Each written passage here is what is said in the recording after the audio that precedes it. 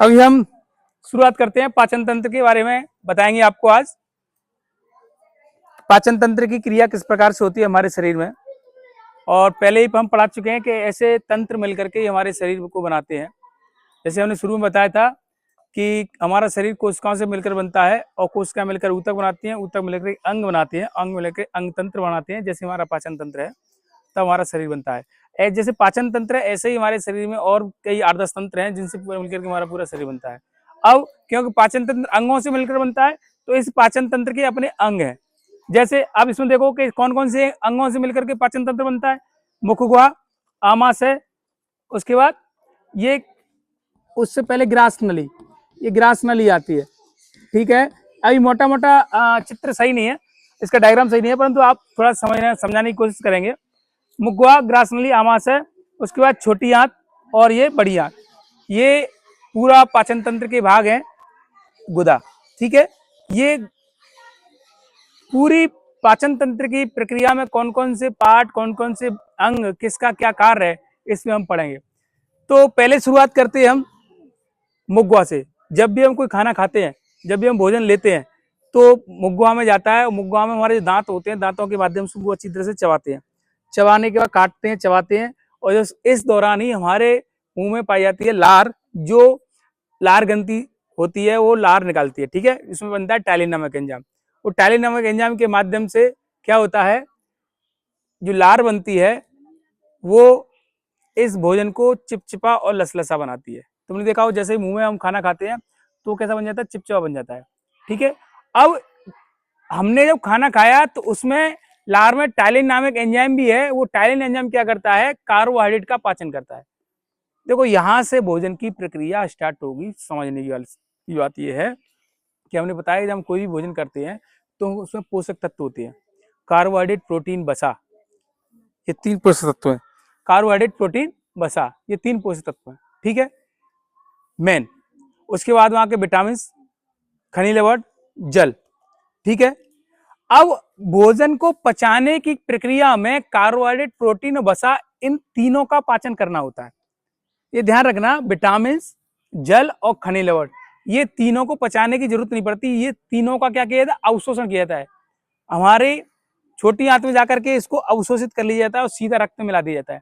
ठीक है, पचाने का कार्य सिर्फ होता है कार्बोहाइड्रेट, प्रोटीन और वसा का। तो यहां से पहला काम स्टार्ट हो जाता है कार्बोहाइड्रेट का भोजन में पाचन। हमने जो खाना खाया होगा उसमें कार्बोहाइड्रेट भी होगी, प्रोटीन भी होगी, तेल, घी होगा, वो सब कुछ होगा ना। अब उस पैकेज को पकाना है, सॉरी पचाना है।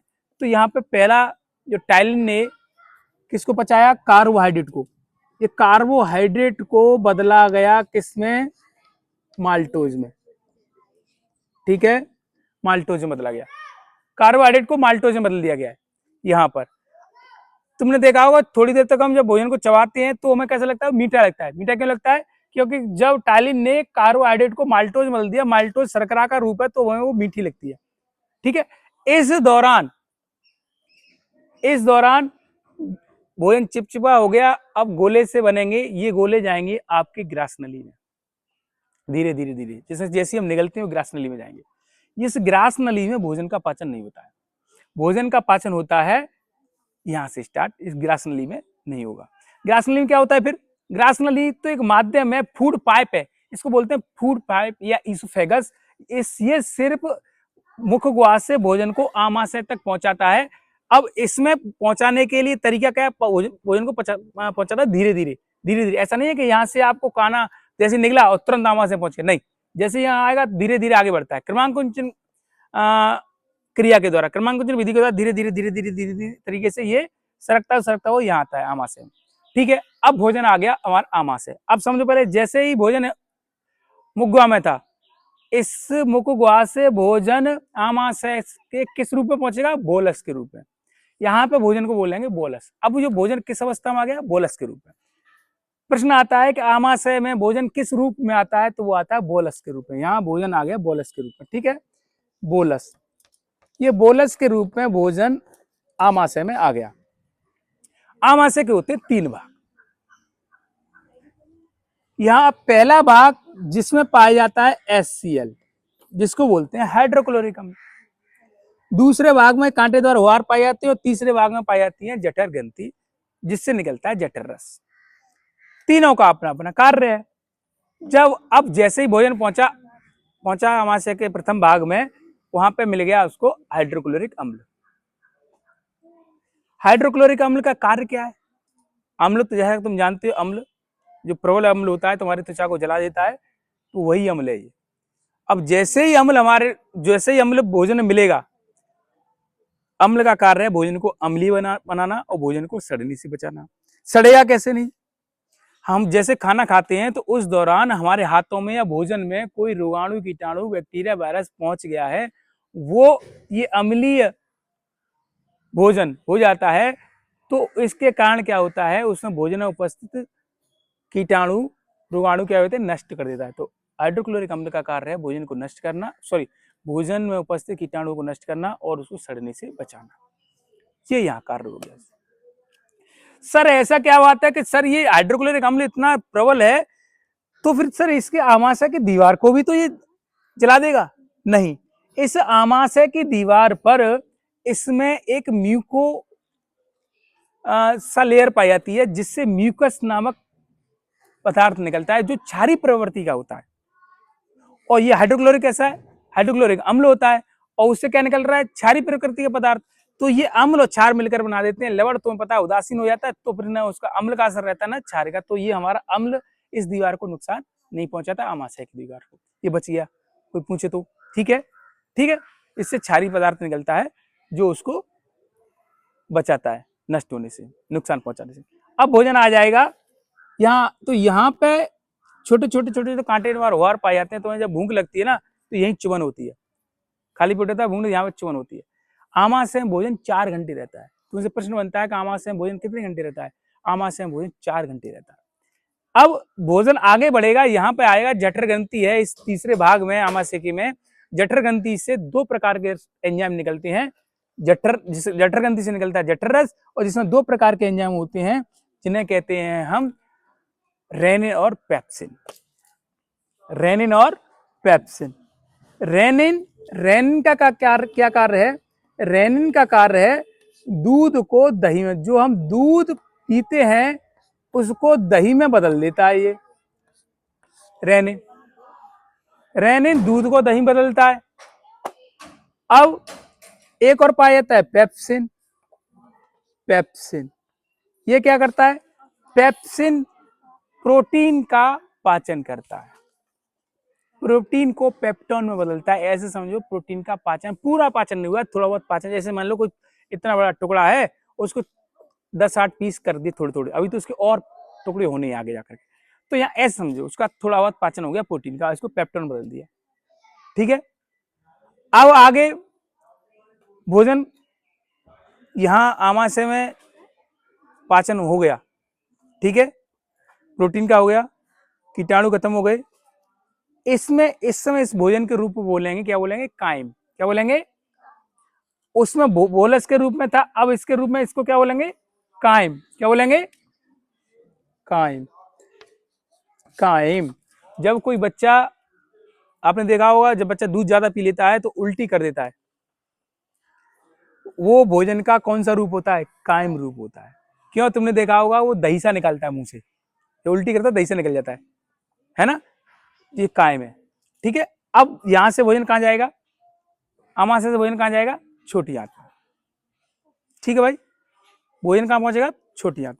छोटी आंत में जैसे ही भोजन पहुंचेगा, तो यहाँ यकृत और एक अग्नाशय ग्रंथि, अग्नाशय ग्रंथि और यकृत, इनसे यकृत से निकलता है यकृत रस, जिसको बोलते हैं पित्तरस, ठीक है। और अग्नाशय ग्रंथि से निकलता है अग्नाशी रस, अग्नाशयी रस। ये दोनों ही कहां मिलते हैं? छोटी आंत के प्रथम भाग में, नलियों के द्वारा पहुंच जाते हैं। कहां पे? छोटी आंत में। ये क्या करते हैं? इनका पित्त रस का कार्य है वसा का पाचन करना। जो वसा हमने खाई थी, तेल घी खाया था, उसको छोटे छोटे टुकड़ों में बदल देना। क्योंकि छोटे छोटे टुकड़ों में बदलेंगे तभी तो वो घुलनशील अवस्था में आएगा। बोलिए कैसे? क्योंकि हमें तो कोशिका तक पहुंचाना है, रक्त में पहुंचाना है, अवशोषित करना है, तो उसके लिए सारे जो जटिल और घुलनशील अघुलनशील पदार्थ थे उनको सरल एवं घुलनशील पदार्थ में बदलना है, तभी तो हमारे लिए काम में पहुंच पाएगा, तभी तो हमारी कोशिकाओं के अंदर तक पहुंच पाएगा, रक्त तक पहुंच पाएगा। तो उसके लिए क्या है कि उसका पाचन होता है। कौन करता है? पितरस किसका पाचन करता है? वसा का। अब इसमें क्या है, दूसरा क्या मिलता है? अग्नाशय रस। अग्नाशय रस में 3 प्रकार के एंजाइम होते हैं। एक होता है लाइपेज, एक होता है एमाइलेज और तीसरा होता है ट्रिप्सिन। ट्रिप्सिन क्या करता है? ट्रिप्सिन प्रोटीन का जो हमने पेप्टोन में पाचन किया था, उस पेप्टोन को पेप्टाइड मतलब और तोड़ देता है उसको, और तोड़ देता है उसको, और मतलब उसको सरल बनाता है। ऐसे ही यहाँ पे वसा का पाचन भी होता है, और जो मुख में थोड़ा बहुत कार्बोहाइड्रेट का पाचन नहीं हो पाया था, वो यहाँ कर आकर के उसका कार्बोहाइड्रेट का पाचन हो जाता है। तीनों का पाचन हो गया यहाँ पे, कार्बोहाइड्रेट, प्रोटीन और वसा। यहाँ अब इसमें अपने आंत, जो छोटी आंत है उसके भी अपने रस होते हैं, वो भी यहाँ मिल जाते हैं, और इस छोटी आंत के प्रथम भाग में भोजन का पूरा पाचन हो जाता है। तो प्रोटीन तो बदल जाती है अमीनो अम्ल में, किसमें? अमीनो अम्ल। वसा बदल जाती है वसीय अम्ल में, और जो कार्बोहाइड्रेट थी वो किसमें बदलती? बदलते बदलते धीरे ग्लूकोज में। और तीनों ही किस अवस्था में आ गए? घुलनशील अवस्था में। घुलनशील अवस्था में आ गए तो ये आसानी से रक्त में घुल जाएंगे, रक्त में आसानी से बिलाई के द्वारा अवशोषित होकर रक्त में पहुंच जाएंगे। और हमें पता है कि रक्त के माध्यम से कहां पहुंचाना है इसको? हमको कोशिका तक, क्योंकि यही वहीं तो जाकर इस भोजन का विखंडन होगा। अब यहाँ छोटी आंत के प्रथम भाग में तो सिर्फ भोजन का पाचन पूर्ण हो गया, मतलब पाचन क्रिया पूरी। अब छोटी आंत के तृतीय भाग में जाएगा भोजन धीरे, प्रथम द्वितीय भाग में आएगा। प्रथम भाग को ड्यूडिनम बोलते हैं, द्वितीय भाग को जेजुनम बोलते हैं, तृतीय भाग को बोलते हैं इलियम। इस इलियम में भोजन को क्या कर लिया? बिलाई के द्वारा क्या कर लिया जाएगा? अवशोषित कर लिया जाएगा। कहां पर? छोटी आंत की इन दीवारों से कहां पहुंच जाएगा भोजन? अब रक्त में। कहां पहुंच गया? रक्त में बिलाइयों की तरह अवशोषित करके कहां पहुंच जाएगा? रक्त में पहुंच गया। ठीक है, अवशोषित हो गया। इसके बाद जो बचा हुआ है भोजन कहां पहुंचेगा? बड़ी आंत में। बड़ी आंत में अब इसमें उस भोजन में थोड़ा बहुत जो अतिरिक्त पानी हुआ उसको भी अवशोषित कर लिया जाता है, वो अर्ध ठोस के रूप में हो जाता है, अर्ध ठोस के रूप में फिर गुदामार्ग के द्वारा बाहर निकाल दिया जाता है। तो ये हमारी पाचन की प्रक्रिया थी। मेन मकसद था कि हमने जो पोषक तत्व खाए थे भोजन में, उन पोषक तत्वों को रक्त तक पहुंचाना। पर जब हमने खाए थे वो जटिल अवस्था में थे और अघुलनशील अवस्था में घुलते नहीं थे।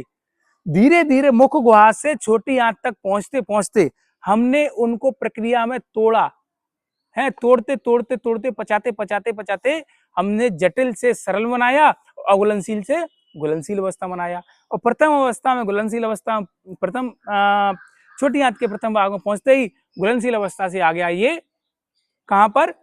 अवशोषित होकर रक्त में, और रक्त के माध्यम से पहुंच जाएगा, ये पहुंच जाएगा कोशिका तक। और हमने जो सांस ली थी, ऑक्सीजन ली थी, वो भी पहुंच जाएगी रक्त के माध्यम से आपकी कोशिका में। वहां ये ऑक्सीजन इस भोजन का कर देगी विखंडन, और विखंडन के फलस्वरूप हमें प्राप्त होगी ऊर्जा, और कार्बन डाइऑक्साइड निकलेगी, वो हमें श्वसन की क्रिया के द्वारा बाहर निकल जाएगी, क्योंकि कार्बन डाइऑक्साइड उत्सर्जित पदार्थ होता है, उसकी कोई आवश्यकता नहीं होती है। जो ऊर्जा मिली जिसकी वजह से हमें भोजन किया था, मेन मकसद भोजन करने का क्या था? ऊर्जा मिले, क्योंकि ऊर्जा, उस ऊर्जा से हमारे शरीर के सभी जैविक क्रिया संचालित होती है और हमारे शरीर को ऊर्जा मिलती है, और ऊर्जा से ही हम अपने सारे कार्य करते हैं। तो ये हमारी पूरी थी पाचन तंत्र की कैसे कैसे ये प्रक्रिया पूर्ण होती है, और इसको हम खत्म करते हैं। धन्यवाद। ठीक है, ये पाचन क्रिया पूर्ण।